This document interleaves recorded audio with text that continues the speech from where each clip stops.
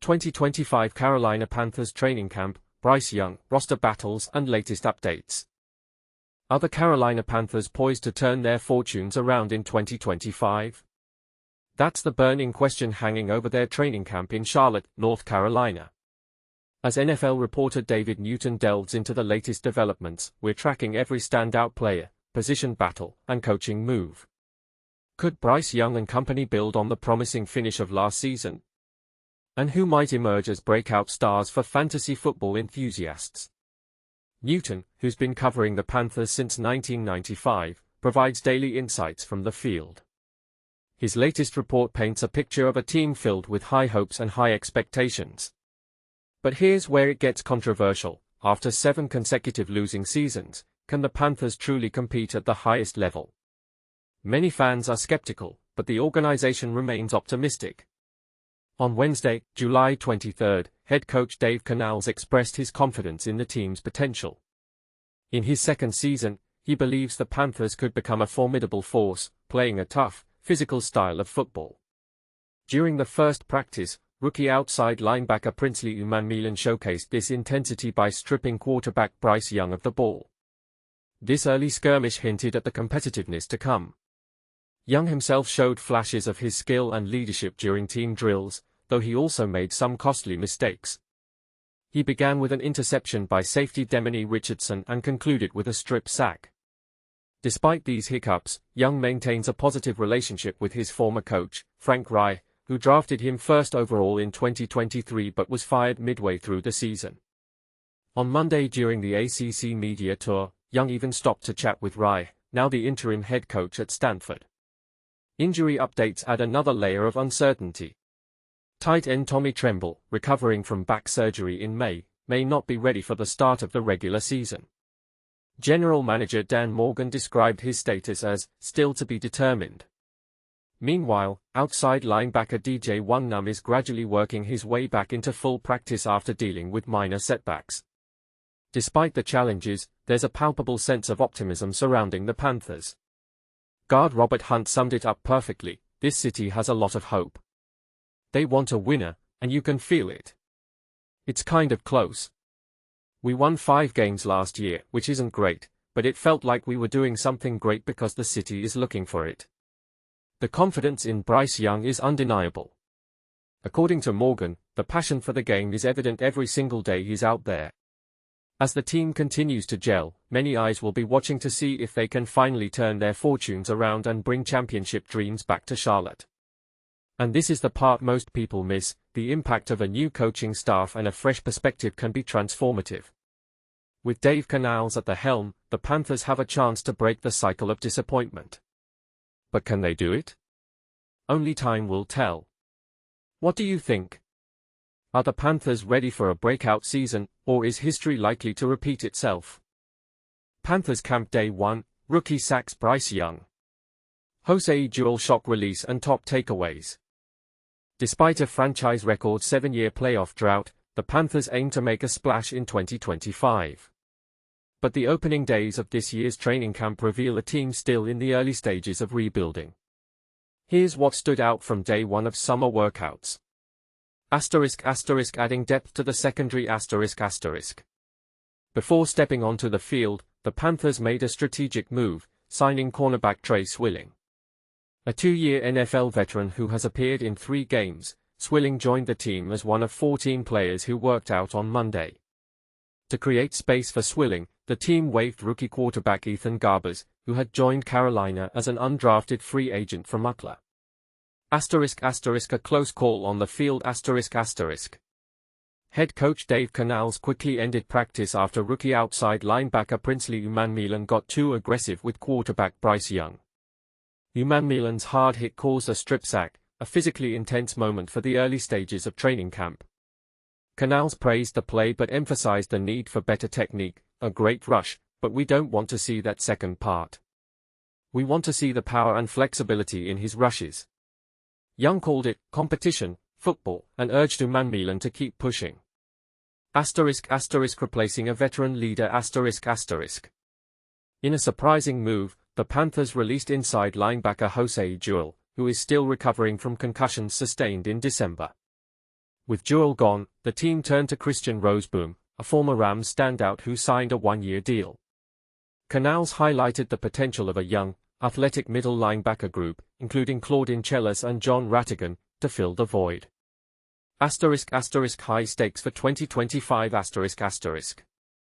Canales set high expectations for the season but stressed the importance of weekly growth. Our focus is having a great camp, getting ready for week 1, he said. The team's goal is to build chemistry quickly, leveraging their collective talent to compete at a high level. With 4 wins in their final 10 games last year, the Panthers have a chance to turn things around. What's next? As the training camp progresses, the Panthers will test whether their rebuild can overcome past challenges. Will the new defensive depth hold up under pressure? Can the young linebackers step up as leaders? The answer may lie in the next few weeks, and the choices the team makes along the way. Training camp observations, expectations getting higher in second year. Training camp observations, year 2 brings higher expectations. July 23, 2025 at 1:26 p.m. Charlotte, the first day of training camp always feels a bit like the first day of school, but things are settling into a routine here, thanks to having the same coach, general manager, and quarterback for the first time since 2019. This stability allows them to walk in with a better sense of who they are. Head coach Dave Canales generally avoids setting far-reaching goals, but as he enters his second training camp in charge, he has some aims in mind. He believes the team's personality, established in the second half of last year, is something they can build on. Just weekly growth, and right now our focus is having a great camp, Canales said Wednesday when asked what a successful season would look like. For me, it's owning the system and working ourselves into condition to where we can be ready to play week 1. That's the focus, and I think with this group, just talking to the guys in the team meeting with the group that we've brought together, how quickly can we play together? How quickly can we communicate and show that style of football that we want to put out there? And I think that the sky is the limit for this group. I think that this is going to be a very competitive team. But here's where it gets controversial. Canales expects this group to be so competitive that other teams won't want to play them. I don't think people are going to want to play us by the style of football that we play. I'm expecting that. My expectations are really high for this group. They are every year, and we're going to shoot for as good as we can get. My language to the group is, I want to make sure we maximize the talent in this room. That'll take us as far as we need to go, but that's going to be our focus. What do you think? Is Canales being too ambitious, or is this just the kind of confidence a head coach needs to lead his team to victory? Let us know in the comments below. When General Manager Dan Morgan listed off the things he hoped to see this year on Tuesday, he didn't specify playoffs, and he doesn't need to. The focus is on continuing to improve, with the hope that the results take care of themselves. On the last play of the day, Canales found himself with a teaching moment. Pass rusher Princely Umanmielen came off the edge, in Bryce Young's face, before the quarterback could throw the ball. A great rush, exactly why he's here is to be able to affect the passer, noted Canales. But instinct took over for the rookie, and he swiped down on Young's arm, batting the ball out for the defense to recover. In a game, it's the right move. In a practice where coaches want the players to take care of each other, it's a step too far. Just came really tight around that corner and kind of nicked Bryce on the arm right there, Canales said of the play. The ball comes out, and that's really not what we want to see. I want to see that first part of it, though, and just the great bend and flexibility and power he has in his rushes, so even some of the veteran guys would come up at the end, they're like, hey, don't back off of that. Just be smart at the top. As Canales referenced, though, affecting the quarterback is why Umanmielen is here. The challenge is balancing getting there while being aware of what could cause an issue in practice. It's a product of representatives, said Canales, and will come for the young player, which is why he approached the conversation afterwards with a lot of grace, with a lot of understanding. This is a violent sport, a violent game. These guys are getting in their stance. They've been working on all their pass rush techniques all summer. They go through a great individual, and they are smacking the crap out of the bag, which we have the ball kind of positioned in place to attack the elbow of the quarterback, and so you know it's that hardwired training and you have to just be able to have the presence of mind right there in those moments. Young said he didn't have to say anything to Uman Milan, because it's already known and an easy lesson to learn then move forward from. That's competition, it's football, Young said. Obviously, there's some etiquette stuff in football, but a young guy getting after it his first day out here in training camp, and sure we want to see those plays on Sundays. Nearly the entire team was practicing on Wednesday, other than the 4 guys on either the physically unable to perform list, Tommy Tremble, back, Dan Kaisena, calf, or the non-football injury list, Bobby Brown 3, hamstring, Sam Martin, hamstring. Defensive tackle Derrick Brown wasn't there, but he was excused for a personal matter. He's been cleared to return to practice after last year's knee injury that cost him all but 1 game. As for the guys coming back, Canales described most of them as short-term things, and they're content to let the Jugs machine handle Martin's punting duties, so they are not going to sign a second punter or anything.